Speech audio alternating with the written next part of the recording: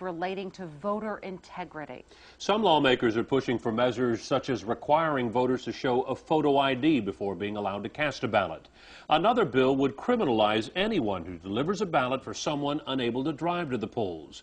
Now, with so much emphasis on one vote for one person, you'd think lawmakers would make sure they follow the rules too. In tonight's CBS 42 Investigates, Nancy Wilson found out many don't. It's a record vote. Clerk, please read the bill. This is State Representative Debbie Riddle. She authored the bill that would require voters to show a photo ID. Clerk, ring the bell. It's a record vote. It's all about integrity. Record vote. But the integrity of one person, one vote doesn't apply at the legislature. We found many lawmakers vote more than once. Take a look. Riddle votes, turns around, votes again for State Rep Kemple. Rewind. And watch the men on the screen. Elkins goes to vote for Merritt, but Hancock is faster. Elkins heads back to his desk, but before he can vote, Joe Crabb turns around and beats him to it.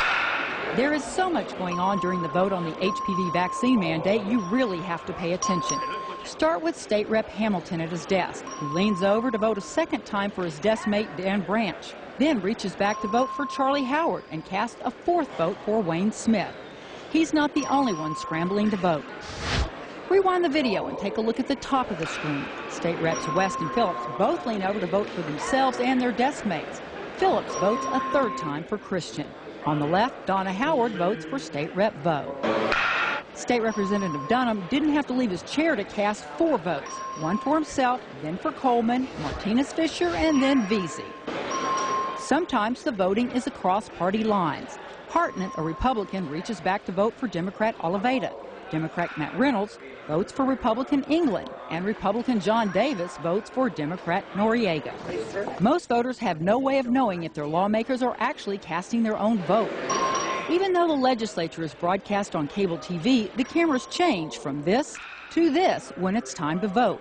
But if you're sitting on the third floor gallery, I certainly noticed that there appear to be far more votes on the tick board than there were people in the room. Arnie and Laurel Weiss were baffled when they came to see the legislature in action. It seems very inappropriate and they should do something about it. Yeah, definitely. State Rep Debbie Reynolds says voting for other members is done out of necessity. We have a lot of votes. We have a lot of amendments. And there's times when we don't break for lunch and we don't break for dinner.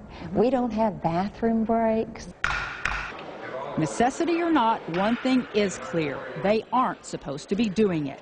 According to the official House rules, written, voted, and approved by lawmakers at the beginning of the session, any member found guilty by the House of knowingly voting for another member on the voting machine shall be subject to discipline deemed appropriate by the House. Clerk, ring the bell. It's a record.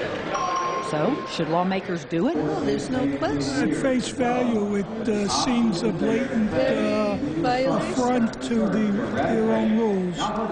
It is against their own rules, but the issue is with enforcement. Now, it's the Speaker's job to make sure the rules are followed. He declined to talk to us on camera, but his spokesperson sent us a statement that basically says they leave it up to the House members.